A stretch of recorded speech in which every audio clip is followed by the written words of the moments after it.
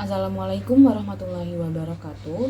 Yang kami hormati kepada Pak Vicky Fendi selaku pengampu mata kuliah metodologi penelitian dan teman-teman yang kami sayangi. Pada kesempatan kali ini, kami dari kelompok 7 akan mempresentasikan materi mengenai measurement, scaling, reliability, and validity. Sebelumnya, izinkan kami dari kelompok 7 untuk memperkenalkan diri terlebih dahulu.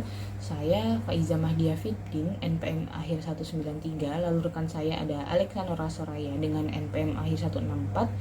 Lalu ada Melina Amelia Ardi dengan NPM akhir 171 dan Melati Cahyaning dengan NPM akhir 185.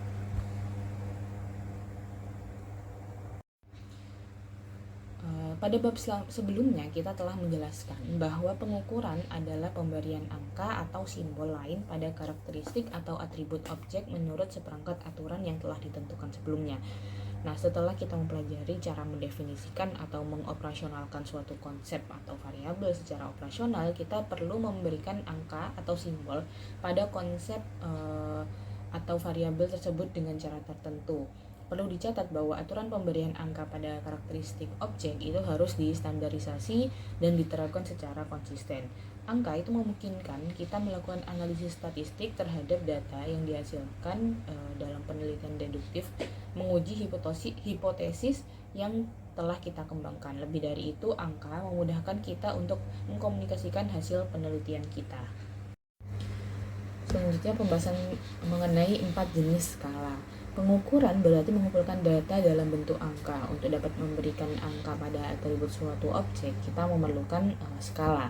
Nah, skala ini adalah alat atau mekanisme yang digunakan untuk membedakan individu berdasarkan perbedaan mereka satu sama lain dalam variabel yang menjadi fokus penelitian kita.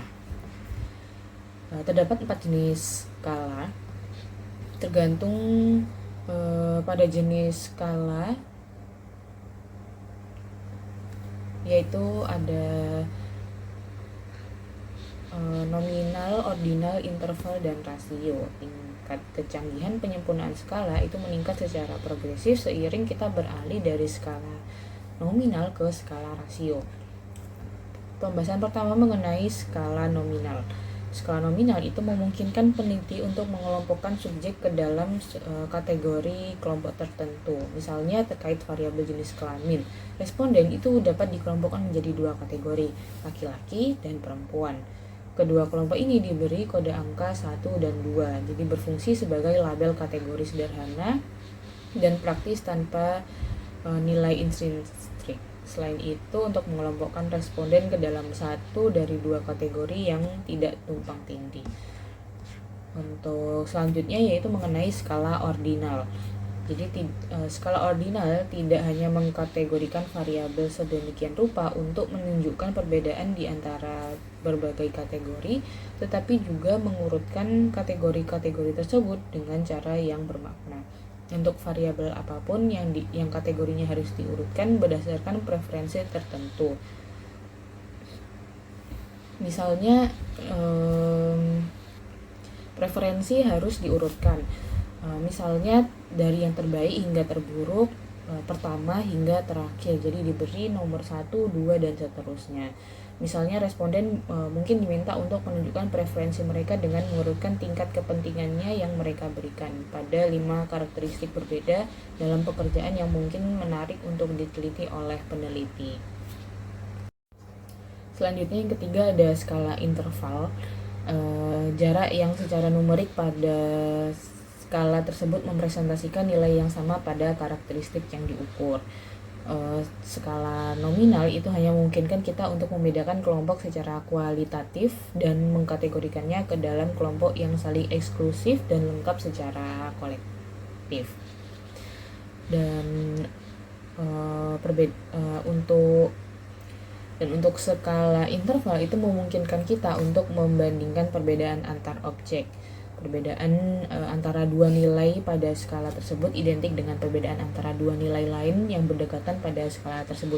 Untuk contohnya termometer, itu contoh yang baik dari instrumen skala interval. Jadi Misal termometer ini punya asal sembarang yang besarnya perbedaan antara 98,6 derajat dan 99,6 derajat.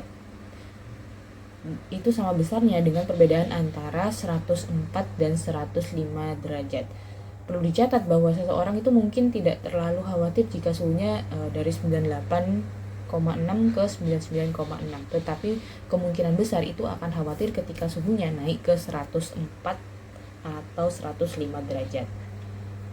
Selanjutnya ada mengenai skala rasio, skala yang mengatasi kelemahan titik asal yang sembarang pada skala interval. Karena memiliki titik nol absolut berbeda dengan yang sembarang yang merupakan titik pengukuran yang bermakna. Skala rasio ini tidak hanya mengukur besarnya perbedaan antar titik skala, tetapi juga memanfaatkan proporsi perbedaan tersebut. Skala ini merupakan skala yang paling kuat dari keempat skala yang lain karena memiliki titik asal 0 yang unik, bukan titik asal sembarang, dan mencakup semua sifat ketiga skala lainnya. Nah, untuk contohnya itu di timbangan. Itu contoh yang bagus dari skala rasio ini. Misal seseorang dengan berat 250 pon atau 110 kg itu 2 kali lebih berat daripada orang yang beratnya 125 pon, 57 kg. Dan perhatikan bahwa mengalihkan atau membagi dua angka ini 250 dan 125 dengan angka apapun itu akan mempertahankan rasio 2:1. Nah, saya akan menjelaskan mengenai rating scales. Jadi, dalam penelitian bisnis, rating scales merupakan salah satu teknik pengukuran yang paling sering digunakan untuk memahami sikap, persepsi, maupun perilaku responden terhadap suatu objek. Nah, karakteristik utamanya adalah setiap objek diukur secara independen tanpa dibandingkan dengan objek lain. Jadi, responden menilai sebuah objek berdasarkan pendapat atau perasaan pribadinya. Nah, ada cukup banyak jenis rating scales yang digunakan. Yang pertama adalah dichotomous scale yang paling sederhana karena hanya meminta jawaban seperti ya atau tidak. Contohnya pertanyaan seperti, apakah Anda memiliki mobil? Nah, jawabannya nanti hanya tersedia ya atau tidak. Itu yang dinamakan dengan dichotomous scale. Kemudian yang kedua ada kategori scale, yaitu responden diminta memilih satu kategori dari beberapa alternatif yang disediakan. Misalnya memilih area tempat tinggal di suatu kota dari daftar wilayah yang sudah tersedia. Jadi nanti tersedia beberapa opsi, nanti kita akan diminta untuk memilih. Kemudian yang ketiga ada semantic differential scale. Nah, skala ini menggunakan pasangan kata berlawanan, misalnya baik, buruk, kuat, lemah, atau indah, jelek. Nah, responden diminta menunjukkan posisinya pada garis atau ruang semantik di antara dua kata tersebut, seperti pada gambar. Nah, skala ini banyak dipakai untuk mengukur sikap terhadap merek atau iklan. Lalu selanjutnya ada numeric scale yang mirip dengan semantic differential. Nah, tetapi bedanya, numeric scale ini menggunakan angka. Misalnya dari angka 1 sampai 5 atau 1 sampai 7 seperti pada gambar. Nah, angka-angka ini menjadi panduan bagi responden untuk menentukan posisi penilaiannya. Nah, jenis berikutnya adalah itemized rating scale. Nah, skala ini biasanya terdiri dari 5 sampai dengan 7 poin. Dengan anchor tertentu seperti sangat tidak setuju sampai dengan sangat setuju. Nah, responden tinggal memilih angka yang sesuai dengan pendapatnya. Kemudian ada Likert scale yang mungkin paling sering kita dengar. Nah, skala ini juga berbentuk pernyataan yang diikuti oleh pilihan jawaban dari sangat tidak setuju hingga sangat setuju. Data yang dihasilkan bisa dijumlahkan untuk mendapatkan skor total responden terhadap suatu variabel. Nah, karena kedua ini sekilas terlihat mirip, tetapi bedanya, itemized rating scale digunakan untuk menilai tiap item secara berdiri sendiri. Nah, sedangkan Likert scale digunakan untuk menilai beberapa pernyataan sekaligus untuk membangun satu ukuran sikap yang lebih komprehensif. Lalu selanjutnya, selain itu terhadap fixed or constant sum scale, di mana responden harus membagi sejumlah poin tertentu, misalnya 100 poin ke berbagai item sesuai dengan tingkat kepentingan masing-masing. Kemudian jenis lain adalah staple scale, di mana suatu karakteristik ditempatkan di tengah. Lalu responden menilai dengan memilih angka positif atau negatif dari -3 sampai dengan +3 untuk menunjukkan arah dan intensitas sikapnya. Nah, kemudian ada juga graphic rating scale yang biasanya ditampilkan dalam bentuk garis atau gambar. Nah, responden cukup memberi tanda pada titik yang sesuai dengan pendapatnya. Misalnya, garis dari angka 1 berarti sangat buruk, hingga dengan angka 10 berarti sangat baik. Nah, bahkan dalam beberapa kasus, skala ini bisa berupa gambar wajah dari tersenyum hingga dengan yang tersedih. Dan terakhir adalah consensus scale yang dikembangkan berdasarkan kesepakatan sekelompok ahli mengenai item-item yang dianggap paling relevan untuk mengukur suatu konsep. Meskipun jarang digunakan karena prosesnya panjang, skala ini tetap penting untuk diketahui. Nah, selain berbagai jenis rating scale yang sudah kita bahas, ada juga yang disebut sebagai other scales atau skala lanjutan. Nah, salah satunya adalah multidimensional scaling, yaitu metode yang menyajikan objek atau orang dalam bentuk visual.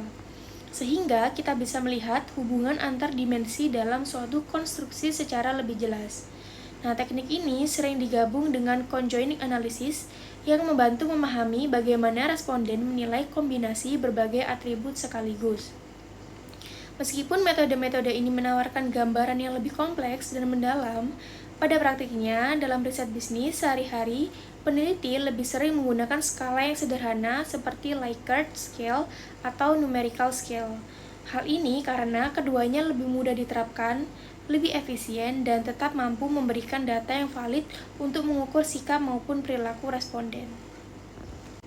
Nah, sekarang kita masuk ke ranking scales. Jadi berbeda dengan rating scales yang menilai tiap objek secara terpisah, ranking scales ini digunakan untuk membandingkan dan menentukan urutan prioritas dari beberapa objek. Nah, hasilnya bersifat ordinal, artinya kita tahu urutannya tetapi tidak selalu tahu seberapa besar perbedaan antar posisi tersebut. Jadi ada 3 bentuk utama ranking scales. Yang pertama adalah paired comparison. Di sini responden diminta memilih satu dari 2 objek yang dibandingkan pada satu waktu. Nah, jika jumlah objek sedikit, metode ini cukup efektif karena membantu memahami preferensi yang paling kuat. Kemudian yang kedua adalah forced choice. Jadi pada metode ini, responden harus memberikan peringkat pada beberapa pilihan yang ada. Misalnya, mereka diminta memberi ranking dari majalah yang paling disukai hingga yang paling tidak disukai. Dan yang ketiga adalah comparative scale. Nah, skala ini memberikan titik acuan untuk membandingkan. Sebagai contoh, responden bisa diminta membandingkan apakah berinvestasi di obligasi lebih bermanfaat daripada berinvestasi di saham. Nah, secara ringkas, rating scales lebih banyak dipakai untuk mengukur konsep perilaku. Sedangkan ranking scales lebih cocok untuk memahami prioritas atau perbandingan di antara beberapa alternatif. Lalu, International Dimensions of Scaling. Intinya adalah ketika penelitian dilakukan lintas negara atau lintas budaya. Nah, kita harus hati-hati karena cara orang respon skala bisa sangat berbeda. Misalnya, di Amerika Serikat, penggunaan skala 5 poin atau 7 poin mungkin tidak banyak pengaruhnya. Nah, tetapi di negara lain, jumlah poin dalam skala bisa mempengaruhi bagaimana responden menjawab. Penelitian juga menemukan perbedaan pola jawaban antar budaya. Ada kelompok yang cenderung memilih nilai ekstrim, seperti angka 1 atau angka 7. Nah, sementara kelompok lain lebih sering bermain aman dengan memilih nilai tengah. Nah, selain itu, ada juga fenomena yang disebut social desirability bias, yaitu kecenderungan orang untuk memberikan jawaban yang terdengar lebih baik secara sosial, meskipun mungkin tidak sepenuhnya sesuai dengan pendapat atau perilaku mereka yang sebenarnya. Nah, skala pengukuran yang sama bisa dimaknai secara berbeda oleh responden dari budaya yang berbeda, sehingga peneliti harus ekstra hati-hati agar tidak salah dalam menarik kesimpulan. Materi selanjutnya adalah goodness of measures. Nah, untuk memastikan bahwa pengukuran yang dikembangkan itu cukup baik, pertama-tama harus dilakukan analisis item terhadap respon pada pertanyaan yang menyentuh variabel. Kemudian, reliabilitas dan validitas itu ditetapkan. Nah, yang akan pertama saya bahas ini mengenai analisis sistem. Nah, analis butir soal itu dilakukan untuk melihat apakah butir soal dalam instrumen tersebut itu sudah sesuai atau tidak. di mana setiap butir soal itu diperiksa kemampuannya dan dalam membedakan antara subjek dan skor totalnya tinggi dan yang skor totalnya rendah.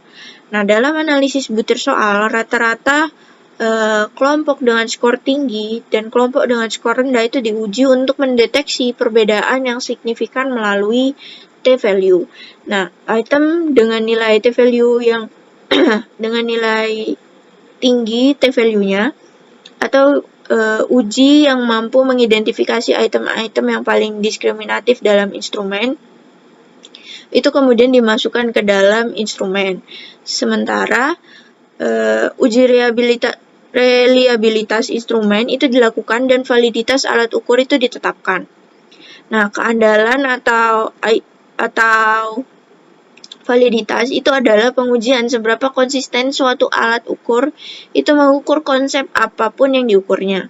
Sedangkan untuk keabsahan itu adalah uji seberapa baik instrumen yang dikembangkan mengukur konsep tertentu yang ingin diukur. Atau dengan kata lain, validitas itu berkaitan dengan apakah kita mengukur konsep yang tepat, sementara reliabilitas atau keabsahan itu berkaitan dengan stabilitas dan konsistensi pengukuran. Nah, validitas dan reliabilitas suatu alat ukur itu membuktikan ketelitian ilmiah yang telah ditetapkan dalam penelitian. Nah, berikutnya ini akan saya bahas mengenai validitas, sedangkan untuk reliabilitas itu akan dibahas oleh rekan saya. Nah, mengenai validitas, ketika kita mengajukan serangkaian pertanyaan, yaitu mengembangkan alat ukur dengan harapan kita sedang menguji konsep tersebut, bagaimana kita bisa cukup yakin bahwa kita memang mengukur konsep yang ingin kita ukur dan bukan yang lain. Hal ini itu dapat ditentukan dengan menerapkan uji validitas tertentu. Nah, ada beberapa jenis uji validitas digunakan untuk menguji kebaikan ukuran dan para penulis menggunakan istilah yang berbeda untuk merujuknya. Di mana uji validitas itu dibagi ke dalam 3 judul umum, yaitu ada validitas isi, validitas terkait kriteria, dan validitas terkait konstruk yang akan saya jelaskan pada slide selanjutnya. Nah, di sini yang pertama ada validitas isi. Validitas isi ini memastikan bahwa pengukuran itu mencakup serangkaian item yang memadai dan representatif yang menyentuh konsep tersebut, di mana semakin item skala tersebut itu merepresentasikan domain atau semesta konsep yang diukur, semakin tinggi validitas isinya. Atau dengan kata lain, validitas isi ini merupakan fungsi dari seberapa baik dimensi dan elemen suatu konsep itu telah digambarkan. Nah, validitas tampilan itu biasanya dianggap orang sebagai indeks dasar dan minimum validitas isi. Di mana validitas tampilan itu menunjukkan bahwa item yang dimaksudkan untuk mengukur suatu konsep. Nah, sekilas tampak seperti mengukur konsep tersebut. Beberapa peneliti itu biasanya tidak menganggap validitas tampilan ini sebagai komponen valid dari validitas isi. Lalu yang kedua itu adalah validitas terkait kriteria. Nah, validitas terkait kriteria itu ditetapkan ketika suatu pengukuran membedakan individu berdasarkan kriteria yang diharapkan dapat diprediksi. Nah, hal ini itu dapat dilakukan dengan menetapkan validitas konkuren dan validitas prediktif, di mana validitas konkuren itu ditetapkan saat skala tersebut mendiskriminasi individu yang diketahui berbeda. Artinya, mereka itu harus mendapat skor berbeda pada instrumen. Sedangkan untuk validitas prediktif itu menunjukkan kemampuan alat ukur untuk membedakan antar individu dengan mengacu pada kriteria masa depan. Lalu yang ketiga di sini ada validitas konstruk. Nah, validitas konstruk ini menunjukkan seberapa baik hasil yang diperoleh dari penggunaan alat ukur tersebut sesuai dengan teori yang mendasari perancangan tes. Nah, hal ini tuh bisa dinilai melalui validitas konvergen dan diskriminan, di mana validitas konvergen itu terbentuk ketika skor yang diperoleh dengan dua instrumen berbeda yang mengukur konsep yang sama itu sangat berkorelasi.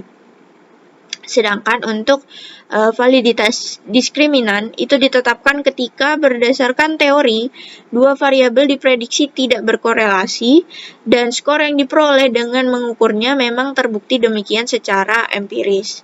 Atau dengan demikian, validitas itu dapat ditetapkan dengan berbagai cara. Nah, ukuran yang dipublikasikan untuk berbagai konsep itu biasanya melaporkan jenis validitas yang telah ditetapkan untuk instrumen tersebut. Selanjutnya, saya akan menjelaskan mengenai beberapa cara di mana bentuk-bentuk validitas itu bisa ditetapkan. Nah, ada beberapa cara di mana bentuk-bentuk validitas yang tadi itu dapat ditetapkan adalah dengan melalui hal-hal seperti analisis korelasional. Nah, ini seperti dalam kasus penetapan validitas konkuren dan prediktif atau validitas konvergen dan diskriminan. Lalu yang kedua bisa dengan analisis faktor. Ini teknik multivariat yang mengonfirmasi dimensi konsep yang telah didefinisikan secara operasional, serta menunjukkan item mana yang paling tepat untuk setiap dimensi untuk membangun validitas konstruk. Lalu yang ketiga itu adalah matriks korelasi atau multiciri dan multimetode yang diperoleh dari pengukuran konsep dengan berbagai bentuk dan metode yang selanjutnya menetapkan ketahanan pengukuran. Nah, singkatnya, kebaikan dari pengukuran itu ditentukan melalui berbagai jenis validitas dan reliabilitas. Tetapi penting juga untuk dicatat bahwa validitas ini merupakan syarat yang diperlukan, namun tidak cukup dalam uji kebaikan suatu ukuran. Suatu ukuran itu tidak hanya harus valid, tetapi juga harus reliable, di mana suatu ukuran itu dikatakan reliable jika memberikan hasil yang konsisten. Nah, selanjutnya mengenai konsep reliable itu akan dijelaskan oleh teman saya. Baik, selanjutnya ada reliabilitas. Reliabilitas suatu alat ukur menunjukkan sejauh mana alat ukur tersebut bebas bias atau bebas kesalahan, dan dengan demikian memastikan pengukuran yang konsisten lintas waktu dan di berbagai item dalam instrumen. Dengan kata lain, reliabilitas suatu alat ukur merupakan indikasi stabilitas dan konsistensi instrumen dalam mengukur konsep dan membantu menilai kebaikan suatu alat ukur. Lalu selanjutnya, stabilitas ukuran. Jadi, kemampuan suatu pengukuran untuk tetap sama seiring waktu, meskipun kondisi pengujian tidak terkendali atau kondisi responden itu sendiri menunjukkan stabilitasnya dan kerentanannya yang rendah terhadap perubahan situasi. Hal ini membuktikan kebaikannya karena konsep tersebut diukur secara stabil kapanpun dilakukan. Dua pengujian stabilitas ada reliabilitas uji ulang, dan reliabilitas dengan paralel. Jadi yang pertama ada keandalan uji ulang. Koefisien reliabilitas yang diperoleh dengan mengulang pengukuran yang sama pada kesempatan kedua disebut reliabilitas uji ulang. Artinya, ketika kuesioner yang berisi beberapa item yang seharusnya mengukur suatu konsep diberikan kepada sekelompok responden sesekali kepada responden yang sama, perlu dikatakan beberapa minggu hingga 6 bulan kemudian, maka korelasi antara skor yang diperoleh pada dua waktu yang berbeda dari satu kelompok responden yang sama disebut koefisien tes, koefisien uji atau uji ulang. Semakin tinggi nilainya, semakin baik reliabilitas uji ulang dan akibatnya stabilitas pengukuran dari waktu ke waktu. Lalu selanjutnya yang kedua ada keandalan bentuk paralel. Ketika responden pada dua set pengukuran yang sebanding yang menggunakan konstruk yang sama sangat berkorelasi, kita memiliki keandalan bentuk paralel. Kedua bentuk tersebut memiliki item yang serupa dan format respon yang sama. dengan satu-satunya perbedaan yaitu susunan kata dan urutan pertanyaan. Yang ingin kami pastikan di sini yaitu variabilitas kesalahan yang dihasilkan dari susunan kata dan urutan pertanyaan. Jika dua bentuk yang sebanding tersebut berkorelasi tinggi, misalnya 8 ke atas, kita dapat cukup yakin bahwa pengukuran tersebut cukup andal dengan varians kesalahan minimal yang disebabkan oleh susunan kata, urutan, atau faktor-faktor yang lainnya. Selanjutnya ada konsistensi internal pengukuran. Ukuran tersebut menunjukkan homogenitas item dalam ukuran yang mengacu pada konstruk. Dalam kata lain, item-item tersebut harus saling terkait sebagai satu set dan mampu mengukur konsep yang sama secara independen sehingga responden memberikan makna keseluruhan yang sama pada setiap item. Hal ini dapat dilihat dengan memeriksa apakah item dan subset item dalam instrumen pengukuran berkorelasi tinggi. Konsistensi dapat diperiksa melalui uji reliabilitas konsistensi antar item dan reliabilitas terbagi dua. Ada yang pertama, keandalan konsistensi antar item. Konsistensi antar item merupakan uji konsistensi jawaban responden terhadap semua item dalam suatu pengukuran.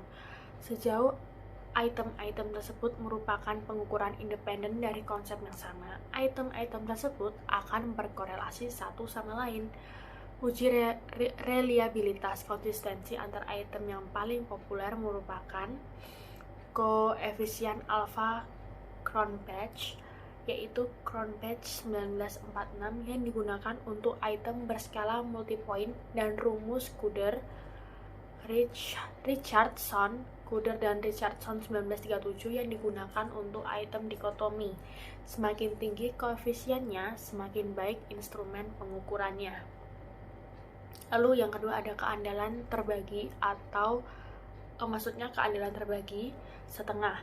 Keandalan terbagi setengah mencerminkan korelasi antara dua bagian instrumen. Estimasi akan bervariasi tergantung pada bagaimana item dalam pengukuran dibagi menjadi dua bagian. Reliabilitas split half mungkin lebih tinggi daripada alpha Cronpach hanya jika terdapat lebih dari satu dimensi respon dasar yang digunakan oleh pengukuran dan ketika kondisi tertentu lainnya juga terpenuhi. Oleh karena itu, dalam hampir semua kasus, alpha Cronpach dapat dianggap sebagai indeks reliabilitas konsistensi antar item yang sangat memadai. Selanjutnya, saat ini itu penting untuk kita kembali ke argumen bahwa item-item dari pengukuran multi-item harus saling terkait sebagai satu set dan mampu mengukur konsep yang sama secara independen. Faktanya, item-item yang mengukur suatu konsep tidak harus selalu saling terkait. Hal ini hanya berlaku untuk skala reflektif, tetapi tidak untuk skala formatif. Lalu apa itu skala reflektif? Di sebuah skala reflektif, semua item-itemnya diharapkan berkorelasi. Tidak seperti item yang digunakan dalam skala formatif, yang akan dibahas pada selanjutnya ya. Setiap item dalam skala reflektif diasumsikan memiliki dasar yang sama, konstruk yang mendasari minat. Oleh karena itu, peningkatan nilai konstruk dan menghasilkan peningkatan nilai untuk semua item yang mewakili konstruk tersebut. Contoh skala reflektif adalah skala sikap terhadap penawaran yang dikembangkan oleh Burton dan Lichtenstein pada 1988. Ini adalah skala penilaian yang terdiri dari 6 item dan 9 poin yang dijumlahkan untuk mengukur sikap seseorang terhadap produk tertentu yang ditawarkan dengan harga tertentu. Skala ini terdiri dari 5 kata sifat bipolar: tidak menguntungkan, menguntungkan, buruk, baik, merugikan, menguntungkan, tidak menarik, menarik, buruk, sangat baik. Dan satu item yaitu tidak setuju dan setuju. Diperkenalkan oleh batang kalimat, saya suka penawaran ini, yang diukur pada skala grafis 9 poin. Memang kita berharap bahwa sikap yang lebih menguntungkan terhadap penawaran dan menghasilkan peningkatan nilai dari keenam item yang mewakili sikap terhadap penawaran tersebut. Oleh karena itu, kita mengharapkan keenam item tersebut berkolerasi. Kita juga perlu memperhatikan bahwa arah kausalitas adalah dari konstruk ke item. Sekian paparan presentasi dari kelompok kami. Mohon maaf apabila ada kurang dan salah kata. Wassalamualaikum warahmatullahi wabarakatuh.